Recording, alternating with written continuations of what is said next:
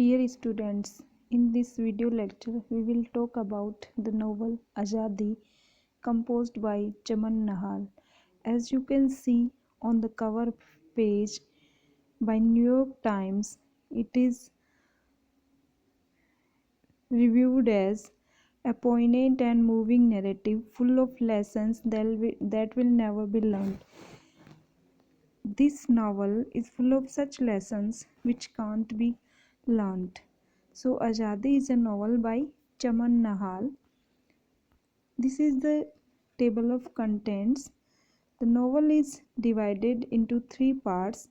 First part is known as the lull, and second part the storm, and third part the aftermath. In first part we will have 5 chapters, in second part we will have 6 chapter, and in third part there will be only one chapter. So let us see what the author himself talks about the novel. Whenever I am presented at a seminar, conference, or classroom where the novel is discussed, I am invariably asked one question: why was there violence when people were willing to leave and migrate? So, Chaman, in this novel, as in previous videos, in this novel there is a lot of violence, and the writer is asked that when people were willing to move, why there is a lot of violence. This is no clear answer. There is no clear answer to this except that humanity at such moments stoops to its lowest. It is true. People do rush actions at such a time, they lose their patience, and when things can be done by patience, by remaining patient, but they hesitate and riots result out. No religion, no sect, no mode of worship will sanction or condone organized aggression against the innocent.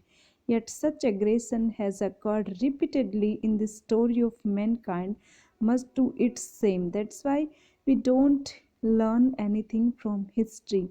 The 1975 edition has been translated into many languages, but the one that has given me the greatest satisfaction is the Urdu. So, Azadi is also written in Urdu language, translated into Urdu. It was done by my learned friend and colleague Sujauddin Siddiqui, that a Muslim scholar living in the heart of Delhi should accept and approve of my generalizations was immensely gratifying for me. He was also in agreement with me about the overall bonds that continue to survive among ethnic communities in India, occasional clashes or lapses notwithstanding. This novel is originally written in English, and let us talk about the principal characters of this novel. First of all, we have Lala Kansiram, the protagonist of this novel. He is a grain merchant of Sialkot, West Punjab, which is situated now in Pakistan, and Bibi Amarwati's chief tenant. Prabharani is Lala Kansiram's wife. Madhubala is their daughter. Arun Kumar is their son. Bibamarvati, a landlady of Sialkot. Gangumal उसके husband हैं. Suraj Prakash is there सन. सुनंदा बाला सूरज प्रकाश की wife है. सरदार Jodha Singh, a dry fruit merchant of Sialkot and another tenant of Bibi Amarwati. Sardar Teja Singh is his son. Isar Kaur, Teja Singh's daughter. Niranjan Singh, Isar Kaur's husband. Padmini, a charwoman, also a tenant of Bibi Amarwati. Chandani is her daughter. Lala Bihari Lal, Phoolchand, Bhagwan Devi, Mangatram, Ramkali, Mukanda's mother. All these are other tenant families of Bibi Amarwati. Chaudhary Barkat Ali, a sports goods dealer of Sialkot. and a bosom friend of Lala Kasiram. Begum Barkat Ali, his wife. Munir Ahmad is their son. Nurul Nisar is their daughter. Dr. Chandar Bhan, a medical practitioner of Sialkot. Abdul Ghani, a hookah manufacturer of Sialkot. Pran Nath Chand, Deputy Commissioner. Asghar Ahmad Siddiqui is the Superintendent of Police.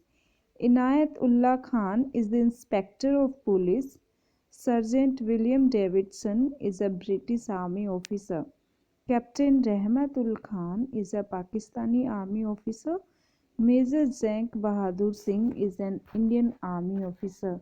So let us begin our first part, the lull, and we will start with first chapter. It was the 3rd of June 1947. As I told you, this novel depicts the story of the partition of India. India got freedom on 15th August 1947, but before that he faced a grim phase of partition, and this tale starts from 3rd June 1947. This evening, the Viceroy was to take an important announcement. That's what Lala Kasiram told his wife Prabha Rani. So Lala Kasiram tells his wife Prabha Rani that today Viceroy of India will announce an important order whose education had become his task. So Lala Kasiram works to educate his wife Prabharani. Lala Kasiram was not too illiterate himself, he is also educated. It is doubtful if he ever finished high school, but it is not sure that whether he passed high school or not. But life had rolled him around, misfortune had come and gone, and this had given an age to his intelligence. And then he at least knew fairly well one local language, Urdu. So he can read and write Urdu, which was the first language he had learned to read and write. His own language was Hindi.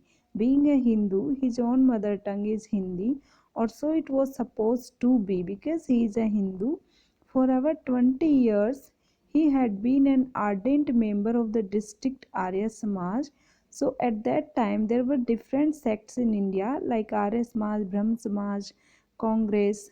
So he was a member of Arya Samaj, and one thing that the Samaj had done was to give status to the low and the humble. So the people, the worker volunteers of Arya Samaj worked to give status and dignity to the low and the humble. Was he the son of a rich man or poor? It is also unknown. Did he inherit landed property or did he not? This is also uncertain. There were the questions the Arya Samaj did not care one bit for. Arya Samaj uh, treated people equally. So long as you could tie a white turban on your head in a becoming manner, and so long as you boasted of an upright moral character, you were a Khandani. So a little pomp and show, a worthwhile citizen, and the Samaj taught him in no uncertain terms the true heritage of an Indian was the Vedic heritage. So it was the ideology of Arya Samaj that the true heritage of India is Vedic heritage. They appreciated Vedic era in their preaching, and the true language of an Indian is Sanskrit, the language of the Vedas, because Sanskrit is the language of the Vedas.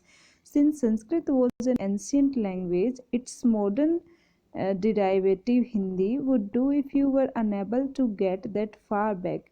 So, when the census was taken by the government every 10th year, Lala Kasiram dutifully entered against the column for mother tongue the word Hindi, but he neither spoke Hindi nor overwrote it on a paper.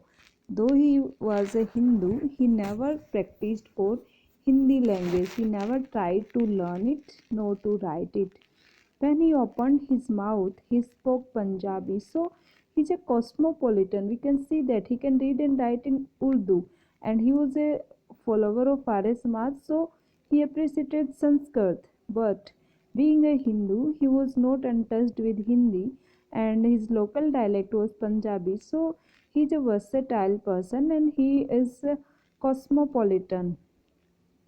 The rich and virile language of the province to which he belonged, and when it came to writing, whether the entries in his shop ledger वो दुकान जिसमें उसका वो register था वही खाता था, or a note to the vendor down the road, he wrote in Urdu. So we know that he can write and read only Urdu. Who said it was the language of the Muslims? And people think that Urdu is the language of Muslims. So being a Hindu, he should not read and write Urdu. He had learned it from his father and from the primary teacher in his village a few miles out of Sialkot, and neither of the two was a Muslim.